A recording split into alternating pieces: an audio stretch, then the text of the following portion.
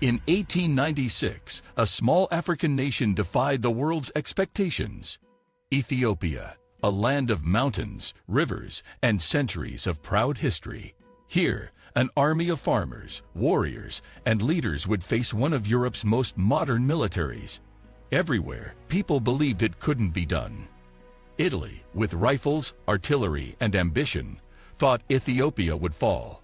They had underestimated the courage, the strategy, and the unity of a people defending their home. Before we dive into this historic moment, take a second to like this video and subscribe. There are stories like this, powerful, world-changing moments, that deserve to be remembered. The spark for conflict came from a treaty. The Treaty of Wuchale, a simple mistranslation, or perhaps a deliberate one, gave Italy a claim over Ethiopian sovereignty. Emperor Menelik I would not accept it. He would not allow his nation to be swallowed by colonial ambition. Menelik called his people to arms, not just soldiers, but civilians, farmers, merchants, and women. He united Ethiopia's diverse regions, weaving together a force that no empire had seen before. Women contributed too, running supply lines, tending the wounded, and some even taking part in combat. Every village sent men, weapons, and food. Every community had a stake in the battle. The army grew into a disciplined, determined, and cohesive force ready to defend their homeland. The chosen battlefield was Adwa. Hilly terrain, steep ridges, narrow valleys, perfect for those who knew the land. Marching into March of 1896, the Italians were confident. They expected an easy victory, a headline for Europe. But Ethiopia had prepared with patience, strategy, and an intimate knowledge of every slope and ridge. In the days leading up to the battle, Ethiopian scouts mapped every path, noting where artillery could be neutralized and where ambushes could be set.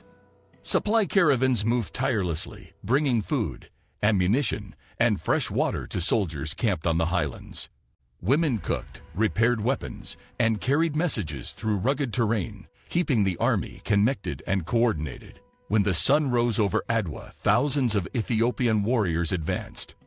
Drums echoed across the hills. Horns called the charge. The Italian rifles fired. Artillery shells shook the ground. But the Ethiopian lines pressed forward, moving with precision, using the hills to shield themselves. Cavalry units flanked the Italians. Supply lines were cut. Units were isolated. Italian formations faltered under the weight of numbers, strategy, and determination. Ethiopian fighters wielded traditional spears alongside captured firearms, blending old and new tactics.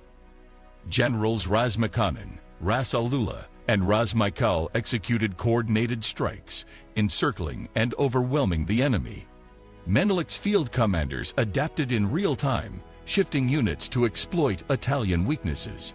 And Empress Tetu, Menelik's wife, directed forces, maintained supply lines, and inspired the troops. She even led small detachments to strategic positions, ensuring no part of the army was left unsupported. Heroic acts punctuated the battlefield. One young warrior, barely 19, carried messages under fire to rally dispersed units.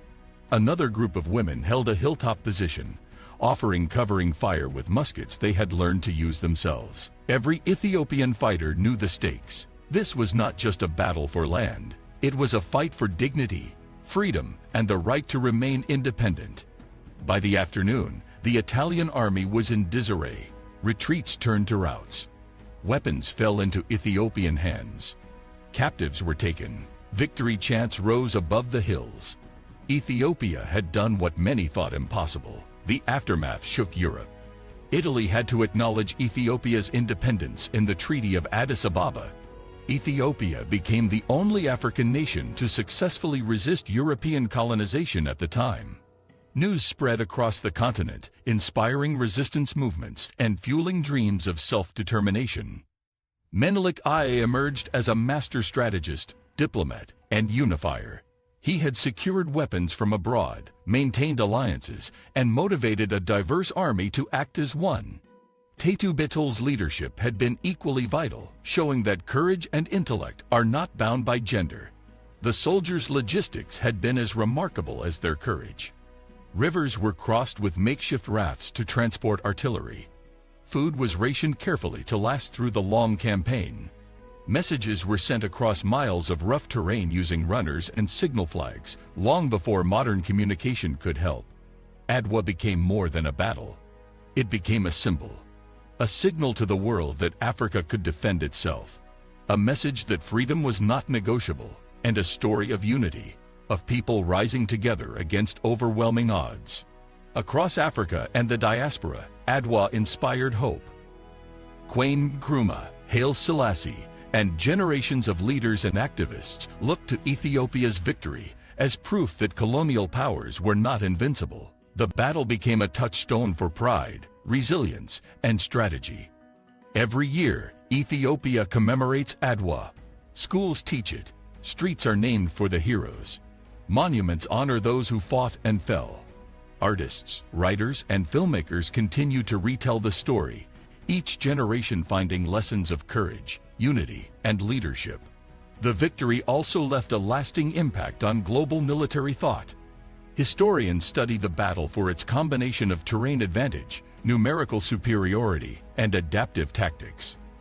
Diplomats recognize Menelik's use of both negotiation and preparation as a model of strategic statecraft, and for ordinary Ethiopians, Adwa became a source of national pride, a reminder that unity can defy the most powerful empires. The Battle of Adwa reminds us that determination and strategy can rewrite the course of history. It proves that courage and unity can triumph over even the most powerful empires, and it continues to inspire, reminding the world that freedom is worth defending at any cost. If this story moved you, take a moment to like, share, and subscribe.